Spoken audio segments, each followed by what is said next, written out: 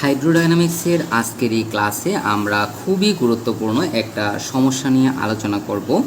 তো সমস্যাটি আমরা একটু পড়ে নিয়েছি। দেখা হচ্ছে x square by a square tan square t plus y square by b square cot square t সমান 1 একটি তরলের সীমানা তলের সম্ভাব্য আকার। তো এখানে দেখেন, এখানে আমাদেরকে কিন্তু দুইটা বিষয় প্রমাণ করতে হবে বা বের করতে হবে। প্রথম হচ্ছে যে সীমানা তলের সম্ভাব্য আকার আমাদেরকে বের করতে হবে, দেন আমাদেরকে বের করতে হবে যে এটার স্বাভাবিক বেগ প্রকাশের জন্য যে রাশিমালা, সেই রাশিমালা আমাদেরকে বের করতে হবে। তো আমরা যদি প্রশ্নটাকে একটু ভালো করে অ্যানালাইজ করি তাহলে দেখতে পাবো যে এখানে যে তলটা আছে এটা কিন্তু 2 ডাইমেনশনাল একটা তল। এখানে মাত্রা হচ্ছে দুইটা, একটা হচ্ছে এক্স এবং একটা হচ্ছে কি ওয়াই। তার মানে আমরা বলতেই পারি যে এখানে যে গতিটা বা এখানে তরলের যে গতি সেটা ডেফিনেটলি হচ্ছে দ্বিমাত্রিক গতি। এখন একটা তলকে আমরা সম্ভাব্য সীমানা তল তখন বলতে পারি যদি সেটা দুইটা শর্ত সিদ্ধ করে। তো প্রথমে আমরা শর্তগুলো একটু লিখে নেব। তার পূর্বে মানে এই বিষয়টার পূর্বে আমরা এখানে একটা জিনিস লক্ষ্য করব। এখানে দেখেন, এখানে এক্স আছে, ওয়াই আছে এবং টি আছে। তার মানে এখানে চলক হিসেবে তিনটা চলক আছে।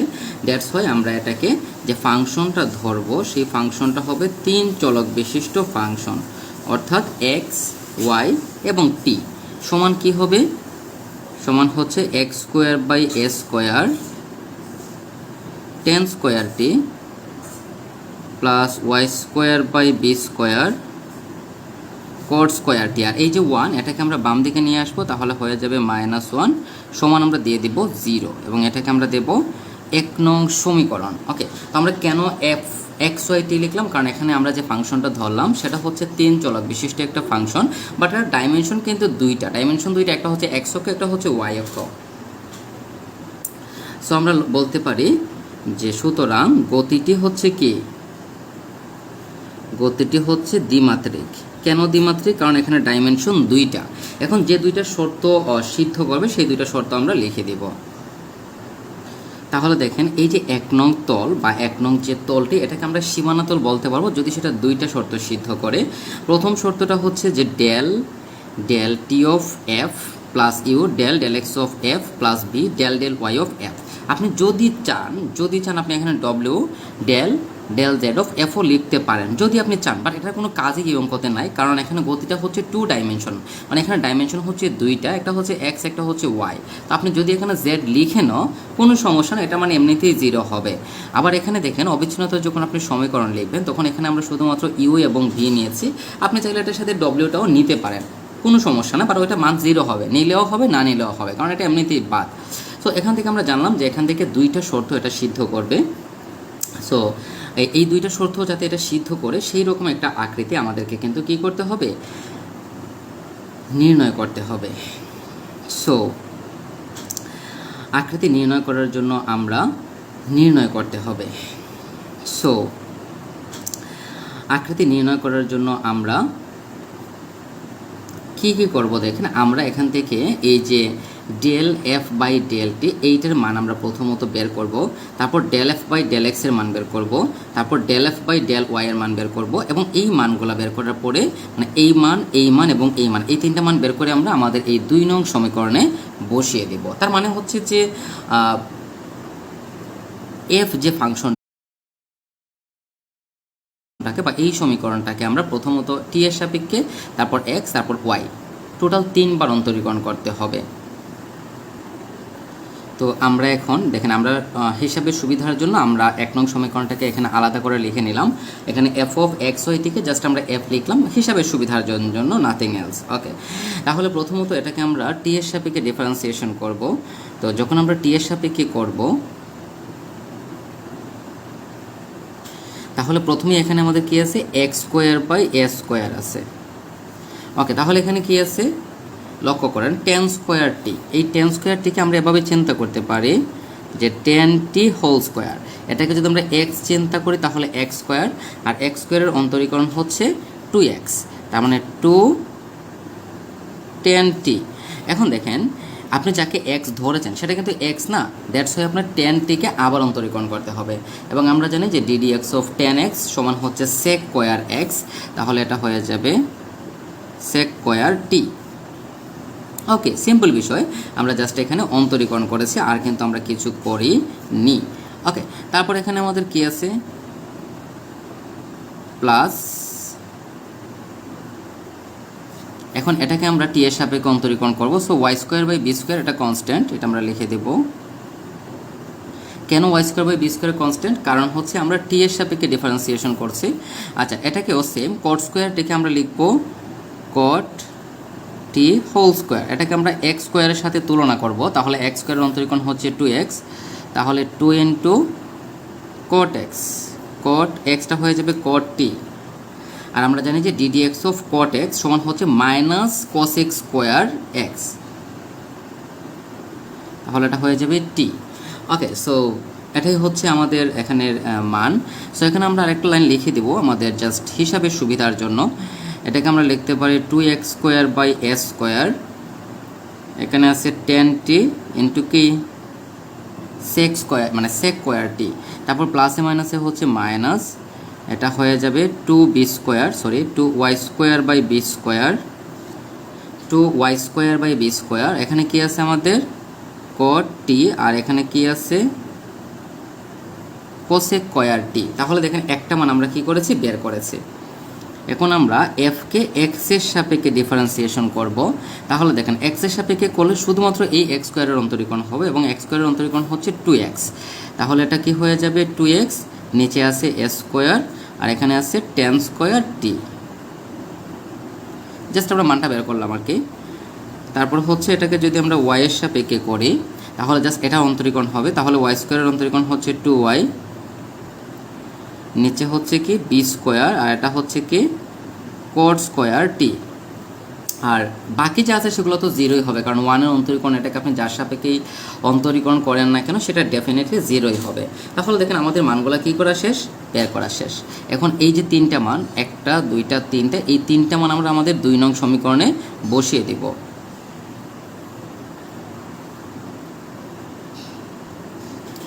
সো আমাদের যে 2 নং সমীকরণ ছিল, প্রথমত আমরা এই জায়গা থেকে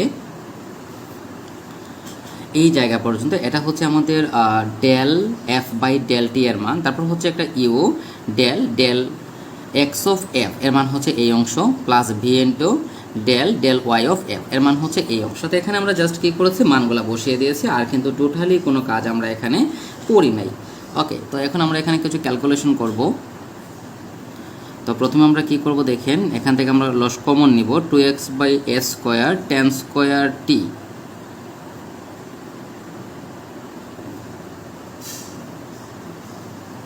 তাহলে কি কি আছে একটু দেখেন। এই যে 2x by s square 10 square t, এটা যদি আমরা কমন নেই তাহলে এখানে কি আছে, 2x by s square 10 square t এর সাথে আছে ইউ, সো এটা চলে আসবে। ওকে, তারপর আমরা কি কমন নিয়েছি, যে 2x square by s square, যদি আর কমন নেই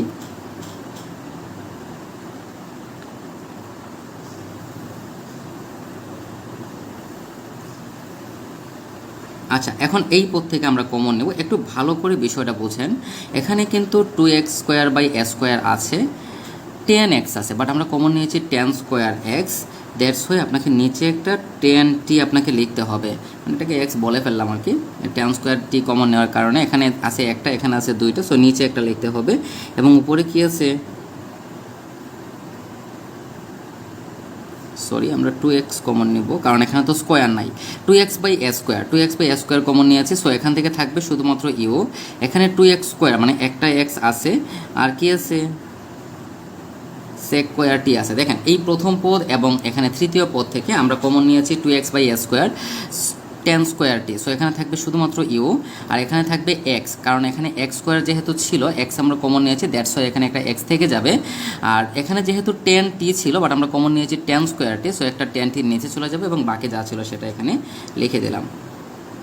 এখন আমরা কমন নিব, বাকি পদ থেকে আমরা কমন নিব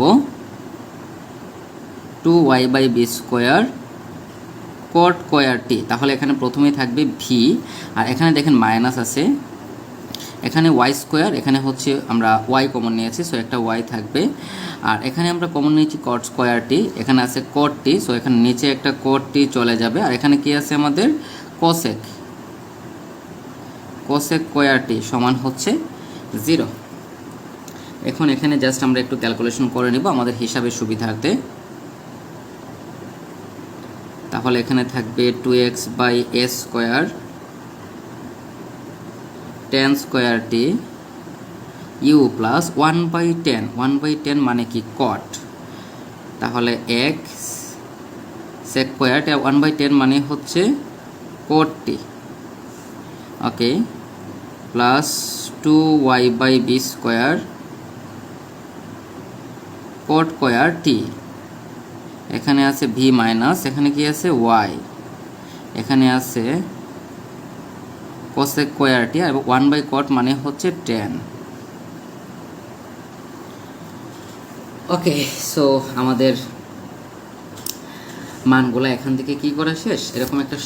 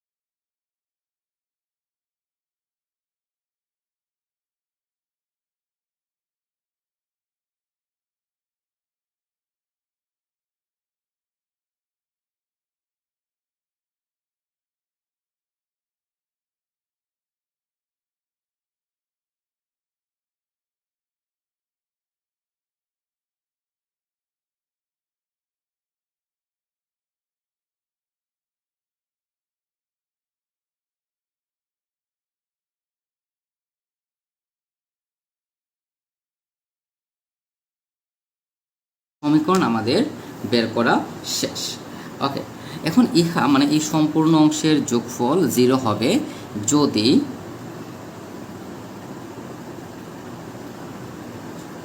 এই সম্পূর্ণ মানে এই অংশ আর এই অংশ এই দুইটার যোগফল কিন্তু 0। সো এই দুইটার যোগফল 0 তখনই হবে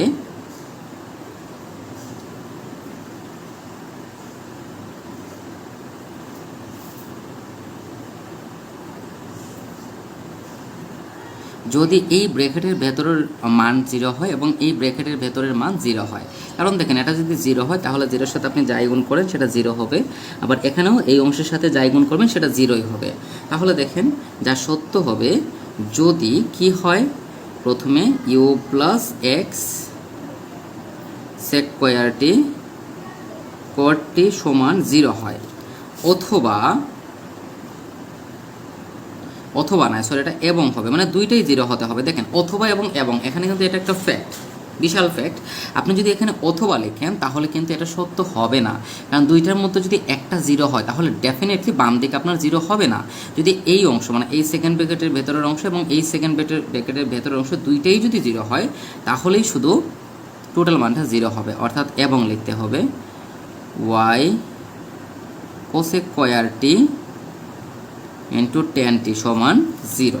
এখন এখান থেকে ক্যালকুলেশন করে আপনাকে জাস্ট ইউ এবং ভি এর মানটা বের করতে হবে, অর্থাৎ এখান থেকে ইউ এবং এখান থেকে ভি এর মানটা আপনাকে বের করতে হবে। ওকে, তো আমরা এখানে শুধুমাত্র এটাকে ডান দিকে নিলাম এবং এটাকে ডান দিকে নিয়ে নিলাম। সো এখান থেকে আমরা কি লিখতে পারি দেখেন, মাইনাস এক্স 1/cos, cos মানে সেক মানে হচ্ছে 1/cos, আর কট মানে হচ্ছে cos বাই সাইন। এগুলো করার কারণ হচ্ছে মানটাকে ছোট করা, আর কিছুই না। তাহলে ইউ সমান আমরা কি পাচ্ছি, মাইনাস এক্স বাই, দেখেন একটা cos কিন্তু কাটা যাবে, তাহলে এখানে থাকবে সাইন টি cos টি। এখন আমরা ডান দিকে কাজ করব। ওকে, তাহলে ডান দিকে আমাদের কি আছে, ভি সমান y cos, cosec মানে হচ্ছে 1/sin, আর tan মানে হচ্ছে sin বাই cos। তাহলে একটা সাইন কাটা যাবে, তাহলে এখানে আমাদের থাকবে y সমান v সমান y by sin t cos t। তাহলে আমাদের দেখেন আমরা ইউ এর মান বের করেছি, ভি এর মান বের করেছে। এখন আমাদের উদ্দেশ্যটাকে দেখেন, প্রথমত আপনাকে দেখতে হবে যে গতিটি সম্ভব কিনা। তো গতি সম্ভব হতে হলে ডেফিনেটলি এটা অবিচ্ছিন্নতার শর্ত সিদ্ধ করতে হবে, অর্থাৎ আমাদের যে 3 নং ইকুয়েশন, এই 3 নং ইকুয়েশনটাকেও কী করতে হবে, সিদ্ধ করতে হবে। তাহলে দেখেন 3 নং ইকুয়েশন আমাদের 2 নং ইকুয়েশনটা কিন্তু এটা সিদ্ধ করেছে। কিভাবে, আমরা যখন 2 নং সমীকরণে যখন মান বসিয়েছি তখন আমাদের লেফট হ্যান্ড সাইডের মান আমরা কিন্তু 0 বানিয়েছি। দেখেন এই যে অংশটা, এখানে এই অংশের মান আমরা 0 ধরেছি, এই অংশের মান 0 ধরেছি, 0 ধরে আমরা লেফট হ্যান্ড সাইডকে 0 বানিয়েছি। তো যখন লেফট হ্যান্ড সাইড এবং রাইট হ্যান্ড সাইডে অলরেডি 0 আছে, তার মানে এটা 2 নং শর্তটা কিন্তু অটোমেটিক সেটা সিদ্ধ করেছে। এখন 3 নং শর্তটা ছিল যে অবিচ্ছিন্নতার শর্ত। সো অবিচ্ছিন্নতার শর্তটা সিদ্ধ করে কিনা সেটা দেখতে হবে। সো এটাকে আমরা অবিচ্ছিন্নতার শর্ত মানে হচ্ছে যে ইউকে এক্সের সাপেক্ষে অন্তরীকরণ এবং ভিকে ওয়াই এর সাপেক্ষে অন্তরীকরণ করতে হবে। তাহলে দেখেন এটাকে যদি আমরা অন্তরীকরণ করি এক্সের সাপেক্ষে, তাহলে এখানে থাকবে মাইনাস এক্সটা হয়ে যাবে 1, আর এখানে কি আছে সাইন টি কোস টি। এটাকেও যদি আমরা অন্তরীকরণ করি, ভিকে কিন্তু ওয়াই এর সাপেক্ষে করতে হয়, তাহলে এটা কি হবে 1, আর এটা হয়ে যাবে সাইন টি কোস টি। এখন দেখেন এই দুইটা যদি আমরা যোগ করি তাহলে 0 হয়ে যাবে, কারণ এই দুইটা একটা হচ্ছে আরেকটার অপোজিট মান। সো আমরা লিখবো যে এই দুইটার যোগফল সমান 0। তাহলে আমরা লিখতেই পারি যেহেতু ইহা অবিচ্ছিন্নতার শর্ত সিদ্ধ করে, দ্যাটস ওয়াই এটা সীমানাতল সূচিত করবে। তার মানে আমাদের যে প্রথম যে পার্টটা ছিল, আমাদের প্রথম পার্টে বলা হয়েছিল যেটা সীমানাতলের আকার নির্ণয় করে, বা এখানে যে সমীকরণটা দিয়ে দেওয়া হয়েছে বা যে তল দিয়ে দেওয়া হয়েছে এটা হচ্ছে একটা সম্ভাব্য সীমানাতল। তো সেটা কিন্তু আমরা প্রমাণ করে ফেলেছি। এখন স্বাভাবিক বেগ প্রকাশের রাশিমালা প্রকাশ করব। স্বাভাবিক বেগের একটা সূত্র আছে, সেই সূত্রটা আগে আমরা লিখে নেব। তো দেখেন আমরা স্বাভাবিক বেগ নির্ণয় করব। তো এখানে আমরা যে ফর্মুলাটা লিখে রেখেছি এটা হচ্ছে স্বাভাবিক বেগ নির্ণয়ের সূত্র। ডেফিনেটলি এটা আপনাকে মনে রাখতে হবে। এখন আপনাকে যে কাজটা করতে হবে সেটা হচ্ছে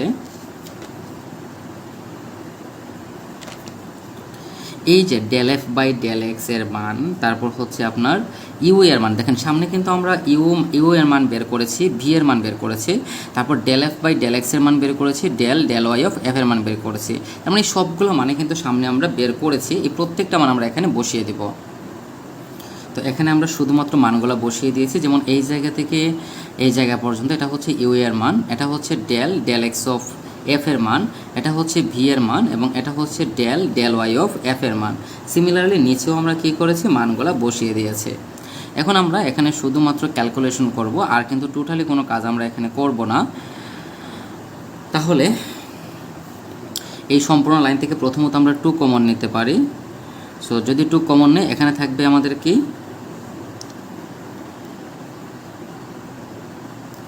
দেখেন এখানে tan স্কোয়ার এক্স আছে, এখানে আছে সাইন টি কোস টি। সো এটাকে কিন্তু একটু ক্যালকুলেশন করাই যায়, কারণ tan স্কোয়ার টি মানে কি, sine square t divided by cos square t.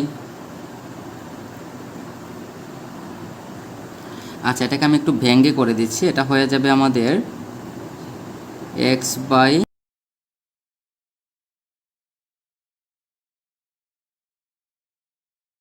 So যদি 2 কমন নেই, এখানে থাকবে আমাদের কি,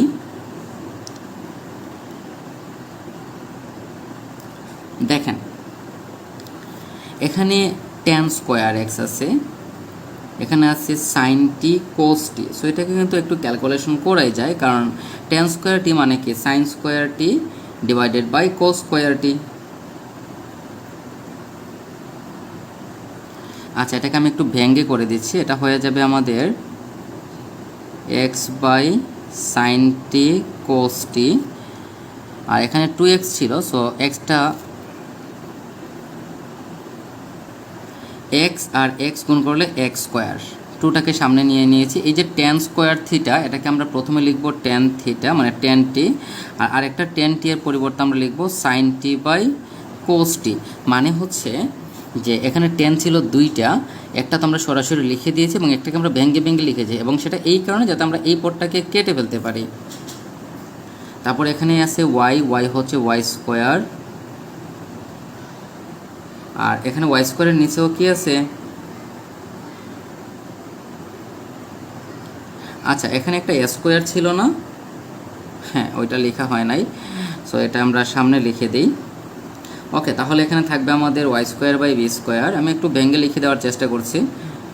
তারপর হচ্ছে 1 by sine t cos t, আর এখানে আছে কি দেখেন 2y, তাহলে এই ওয়াই হচ্ছে ওয়াই স্কোয়ার, 2 সামনে লিখে ফেলেছি, বি স্কোয়ার লিখে ফেলেছি, একটা কট টি আমরা লিখে দিলাম, আর আরেকটা কট টি সমান হচ্ছে কোস টি বাই সাইন টি। হিসাবের সুবিধার্থে এটা হচ্ছে কোস টি বাই সাইন টি।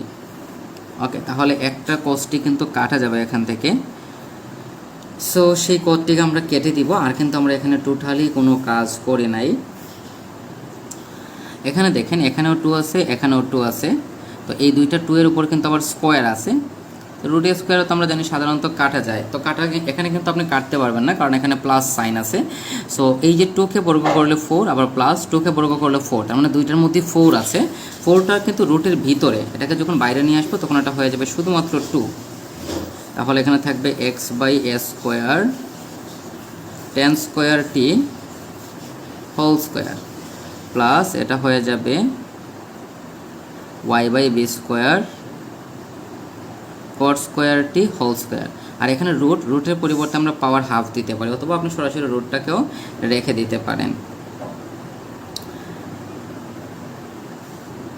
তাহলে দেখেন x square by a square, এখানে রয়েছে আমাদের একটা tan টি, এখানে রয়েছে cos টি আর cos টি মানে cos স্কোয়ার টি, নিচে cos স্কোয়ার টি মানে হচ্ছে উপরে গেলে এটা হয়ে যাবে sec স্কোয়ার টি, আর এখানে রয়েছে আমাদের tan টি মানে cos স্কোয়ার টি কিন্তু নিচে, এবং 1 বাই cos স্কোয়ার টি সমান হচ্ছে sec স্কোয়ার টি। তারপর এখানে কি আছে, y square by b square, এখানে আছে আমাদের cot টি, সাইন টি এবং সাইন টি হচ্ছে সাইন স্কোয়ার টির নিচে, তাহলে এটা উপরে গেলে হয়ে যাবে কোসেক স্কোয়ার টি। আচ্ছা, এই দুইটা টু লেখার আর প্রয়োজন নাই, কারণ দুইটা তো কাটাই যায়। এখান থেকে আমরা লসাগু নিব। দেখেন এখানে এক্স স্কোয়ারের পাওয়ার হচ্ছে হোল স্কোয়ার, তার মানে এ টু দি পাওয়ার 4, বি স্কোয়ারের পাওয়ার হোল স্কোয়ার, তার মানে হচ্ছে বি টু দি পাওয়ার 4। তাহলে এটাকে যদি আমরা বর্গ করি, দেখেন এ স্কোয়ার যদি আমরা a to the power 4 b to the power 4 common নেই, লসাগু নেই, তাহলে এ টু দি পাওয়ার 4 কিন্তু আছে, তাহলে নাইটা কি বি টু দি পাওয়ার 4। তাহলে এটা হয়ে যাবে b to the power 4 x square, কারণ এক্সকে বর্গ করলে এ স্কোয়ার, আর 10 স্কোয়ার টিটা হয়ে যাবে 10 to the power 4t, plus এখানে বি আছে, সো এটা হয়ে যাবে a to the power 4 y square cot to the power 4t, এবং এই সম্পূর্ণটার পাওয়ার হচ্ছে রুট ওভার, মানে পাওয়ার কত, হাফ। ওকে, তাহলে এখন আমরা কি লিখতে পারি, এখানেও আমরা উপরেও আমরা কী নেব, এখন আমরা লসাগু নেব। তাহলে দেখেন উপরে এখানে এস স্কোয়ার, এখানে হচ্ছে কি এস বি স্কোয়ার, তাহলে আমরা এ স্কোয়ার বি স্কোয়ার লসাগু নেব। যদি আমরা এ স্কোয়ার বি স্কোয়ার লসাগু নেই, তাহলে প্রথমতই এখানে এ স্কোয়ার, তাহলে চলে আসবে বি স্কোয়ার, তার মানে b square x square sec square t 10t, plus b square নিয়েছি, তো এটা হয়ে যাবে a square y square cot t cosec square t. Okay, এখন দেখেন এখানে কিন্তু রুট ওভার আছে, একটু ভালো করে লক্ষ্য করেন, এখানে কি আছে, রুট ওভার আছে। সো যেহেতু এখানে রুট ওভার আছে, সো এটাকে আমরা বর্গমূল করে দিতে পারি, তাহলে এটা হয়ে যাবে এ স্কোয়ার বি স্কোয়ার, কারণ রুট ওভার করলে দুইটা কাটা যাবে, তাহলে বাকি যা থাকবে সেটা আমরা একটু লিখে দিচ্ছি, b to the power 4 x square 10 to the power 4t plus a to the power 4 y square cot to the power 4t, এই সম্পূর্ণটা পাওয়ার হচ্ছে হাফ, আর এটার পাওয়ার হাফ মানে হচ্ছে 1/এ স্কোয়ার বি স্কোয়ার। মানে এই দুইটা পদ আপনি কেটে ফেলতে পারেন, কারণ এটাকে উল্টিয়ে দিলে এটার উপরে চলে যাবে, তাহলে বাকি যা থাকবে